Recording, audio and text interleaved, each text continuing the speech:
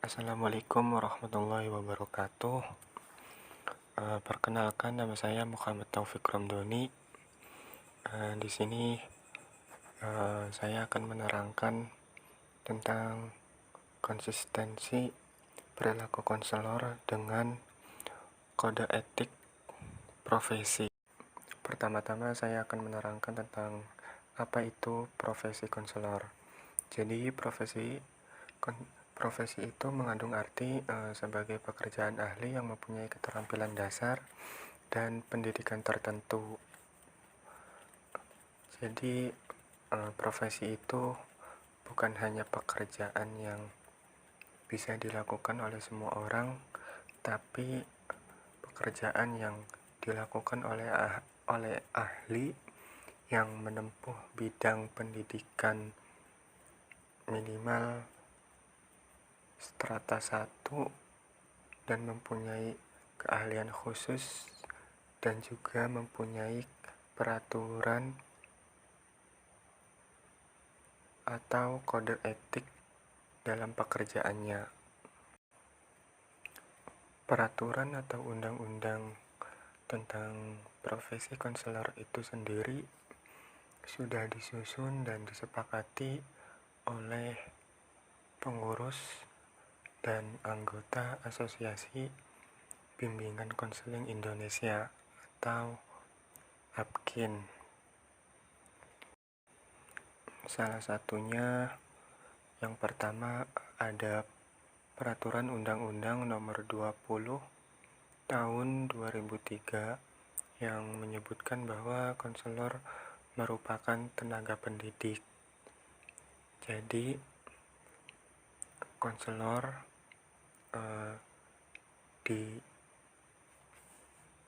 disamakan dengan profesi pendidik, hanya saja mempunyai tujuan dan peranan yang berbeda.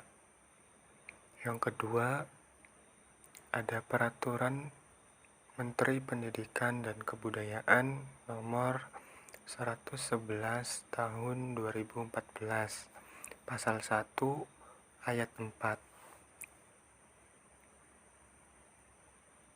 Saya mengambil salah satu isi dari peraturan tersebut, yakni guru bimbingan dan konseling adalah pendidik yang berkualifikasi akademik minimal sarjana pendidikan dalam bidang bimbingan dan konseling dan memiliki kompetensi di bidang bimbingan dan konseling. Jadi untuk bagi guru bimbingan konseling itu tidak bisa dikatakan atau tidak layak untuk menjadi guru BK bila tidak memenuhi kualifikasi akademik dan kompetensi di bidang BK. Selanjutnya, Undang-Undang Nomor 27 Tahun 2008 yang menyatakan bahwa guru bimbingan dan konseling harus menguasai 4 kompetensi. Yang pertama ada kompetensi pedagogik, yang kedua ada kompetensi sosial, yang ketiga kompetensi kepribadian, dan yang keempat dan terakhir kompetensi profesional. Untuk memenuhi standar kualifikasi akademik untuk calon BK itu dengan menempuh jalur pendidikan minimal S1. Dan untuk standar kompetensinya berikut saya jelaskan masing-masing dari yang sudah disebutkan sebelumnya.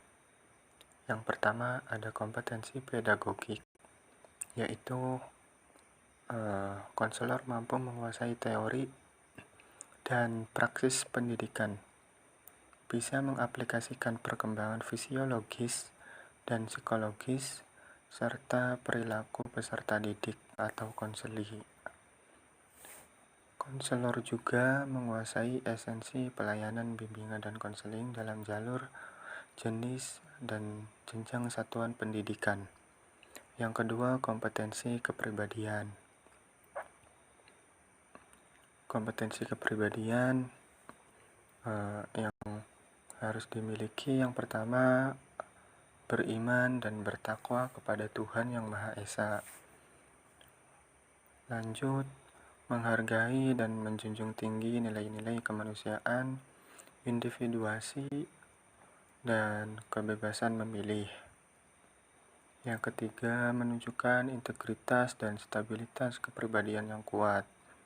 Konselor bisa menampilkan kinerja berkualitas tinggi.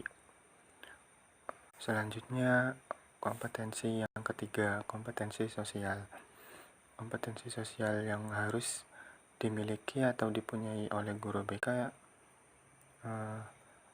ada atau guru BK bisa mengimplementasikan kolaborasi inter di tempat bekerja. Lalu, konselor berperan dalam organisasi dan kegiatan profesi bimbingan dan konseling. Lalu, mengimplementasikan kolaborasi antar profesi. Yang keempat, ada kompetensi profesional. Kompetensi profesional itu terdiri dari apa aja? Yakni menguasai konsep dan praksis asesmen untuk memenuhi kondisi, kebutuhan, dan masalah konseling. Bisa menguasai kerangka teoretik dan praksis bimbingan dan konseling. Bisa merancang program bimbingan dan konseling. Lalu bisa mengimplementasikan program bimbingan dan konseling yang komprehensif. Terus menilai proses dan hasil kegiatan bimbingan dan konseling, memiliki kesadaran dan komitmen terhadap etika profesional, menguasai konsep dan praksis penelitian dalam bimbingan dan konseling. Selanjutnya ada kode etik konselor.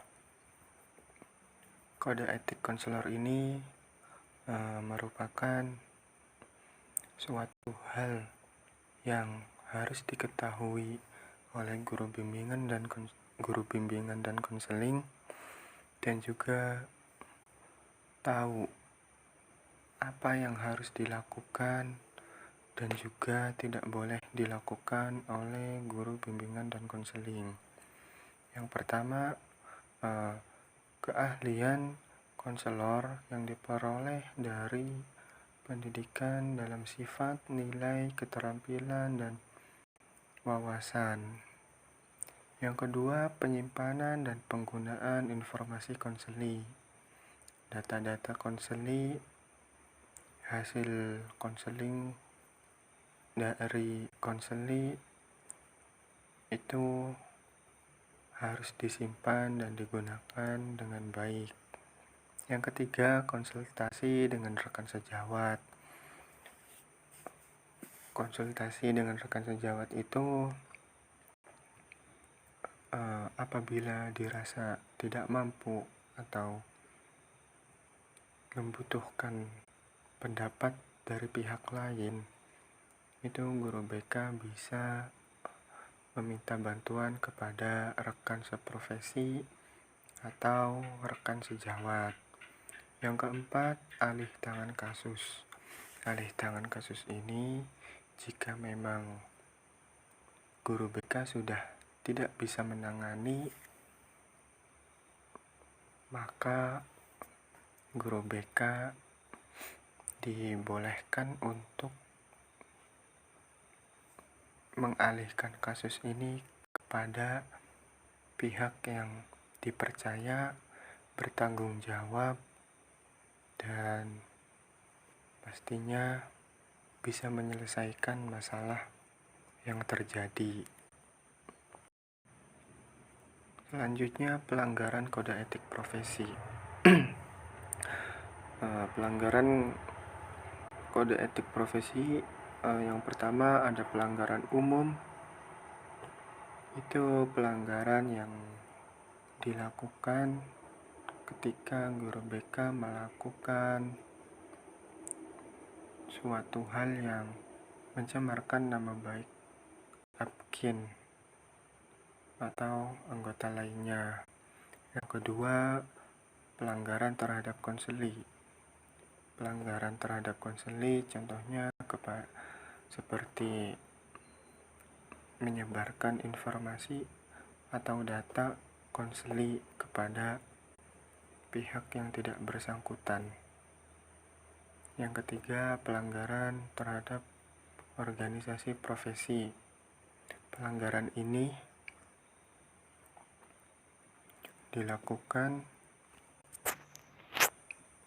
maksudnya pelanggaran ini contohnya kayak tidak bisa diajak bekerja sama, memperebutkan konseli, dan melempar tangan atau tidak menerima konseli dengan baik, dan juga merugikan anggota yang lain. Yang keempat, pelanggaran terhadap teman sejawat atau seprofesi. Itu pelanggaran yang dilakukan guru BK terhadap teman seprofesinya. Oke, sekarang di bagian akhir, bagian penutup. Jadi, profesi konselor merupakan pekerjaan yang mempunyai kode etik yang harus dijalani atau dilakukan. Dan profesi konselor mempunyai peranan penting dalam sistem pendidikan untuk bisa lebih memajukan dan merealisasikan keprofesionalan guru, bimbingan dan konseling di Indonesia. Maka dalam hal kecil harus lebih dahulu mengetahui apa yang dimaksud profesi konselor dan apa saja kode etik yang berlaku, sekiranya menjadi pelajaran dan pengetahuan untuk para calon konselor agar bisa menjadi konselor yang profesional. Demikian presentasi saya. Mohon maaf masih banyak kekurangan, dan terima kasih untuk yang mau mendengarkan sampai akhir. Wassalamualaikum warahmatullahi wabarakatuh.